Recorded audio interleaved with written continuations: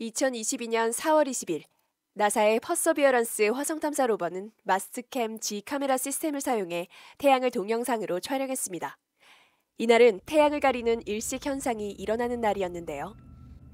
그런데 현재 이 천체가 화성에 점점 가까워지고 있으며 수만 년 후 화성에 충돌한다면 믿어지시나요?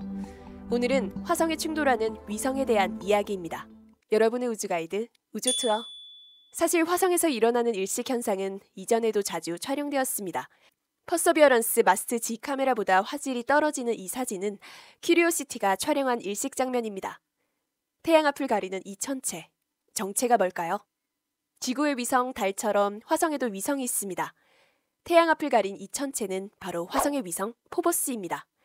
포보스는 천문학자 아사프 홀이 1877년 발견한 화성의 위성으로 화성의 또 다른 위성인 데이모스와 함께 발견했습니다. 화성을 뜻하는 영어 단어 마스는 그리스 신화에 나오는 전쟁의 신 아레스를 의미합니다. 아레스에게는 쌍둥이 아들이 둘 있었는데요. 공포의 신 포보스와 불안의 신 데이모스입니다. 화성의 위성은 이 두 이름을 따서 포보스, 데이모스라고 지었죠. 재밌는 사실은 아사프 홀이 화성의 위성을 최초로 발견하기 전 화성의 위성을 제대로 예측한 사람이 있었습니다. 아일랜드의 소설가 조나단 스위프트인데요. 바로 어렸을 적 누구나 한 번쯤은 읽은 적 있는 걸리버 여행기의 작가입니다.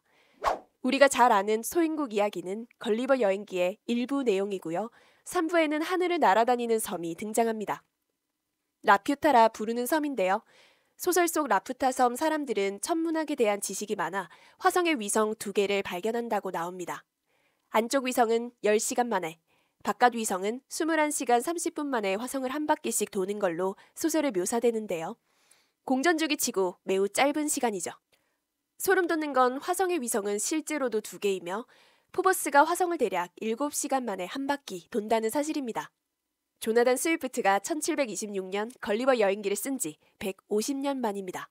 포보스는 단 7시간 39분 12초 만에 화성을 한 바퀴 공전합니다. 화성의 하루는 24시간 37분으로 포보스는 하루에 화성을 3번 공전합니다. 포보스의 공전 주기가 이렇게 짧은 이유는 화성을 매우 가까운 거리에서 돌기 때문이죠. 케플러가 발견한 케플러 법칙으로 설명할 수 있습니다. 케플러 제3법칙은 행성의 공전주기 제곱은 궤도의 긴 반지름의 세제곱에 비례한다 입니다. 다르게 표현하면 궤도 긴 반지름이 짧을수록 공전주기가 짧아지겠네요. 화성의 하루보다 포보스가 더 빨리 화성을 돌기 때문에 그 결과로 화성 표면에서 보면 포보스는 서쪽에서 떠올라 4시간 15분 이내에 하늘을 가로질러 동쪽으로 지는 것처럼 보입니다. 포보스는 화성 표면에서 불과 6,000km 떨어져 있습니다. 화성의 지름이 6,779km이니 화성 크기만큼 떨어져 있네요. 그래서 포보스는 태양계 위성 중에서 행성과 가장 가깝습니다. 포보스에서 밤하늘을 보면 화성이 어마어마하게 크게 보이죠. 데이모스보다는 크기가 훨씬 크지만 포보스의 가로, 세로 높이는 27km, 22km, 18km 밖에 되지 않습니다. 가장 짧은 18km는 서울만 하며 가장 긴 27km는 경기도보다 훨씬 작은 사이즈입니다. 크기가 매우 작아서 중력 또한 매우 약합니다. 지구에서 몸무게가 68kg인 사람이 포보스 표면에 서 있다면 몸무게는 고작 40g이 되죠. 포보스에는 크레이터가 많이 있습니다. 3개의 큰 크레이터가 있으며 가장 큰 크레이터는 스팅리입니다.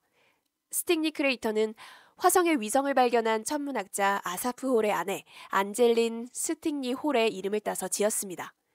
스팅리는 50년 전에 발사된 바이킹 1호가 찍었을 정도로 포보스 연구에 있어 매우 중요한 크레이터입니다. 스팅리는 지름이 약 10km이며 큰 충돌로 만들어졌습니다. 포보스의 평균 지름이 22km이니 포보스에서 스팅리 크레이터는 거의 절반 정도에 해당되네요. 표면에 홈이 매우 많은데 이런 홈이 어떻게 형성되었는지에 대해 수많은 이론이 있습니다.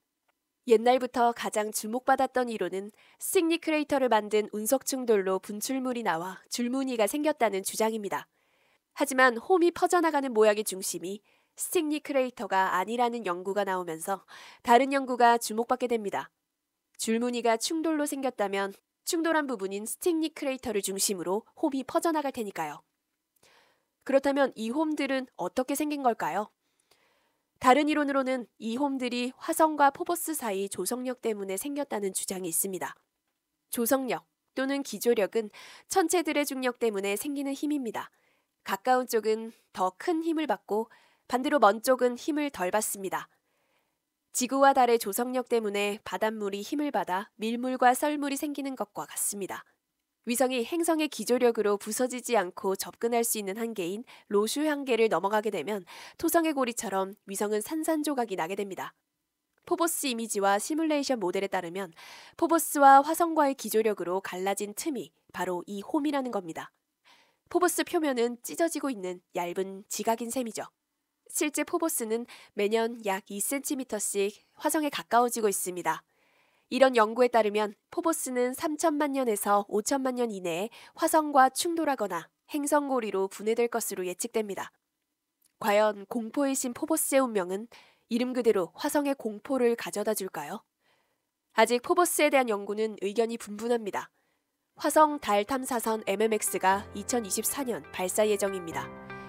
일본 우주항공연구개발기구 작사가 개발하는 이 로봇 우주 탐사선은 포보스에 착륙해 샘플을 가지고 올 계획입니다.